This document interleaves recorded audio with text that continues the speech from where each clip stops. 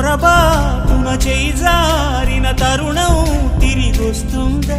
ప్రతి పూటొక పుటలా తన పాఠం వివరిస్తుందా? మన కోసమే తనలో తను రగిలే రవి తపనంతా కనుమూసిన తరువాతనే పెను చీకటి చెబుతుందా?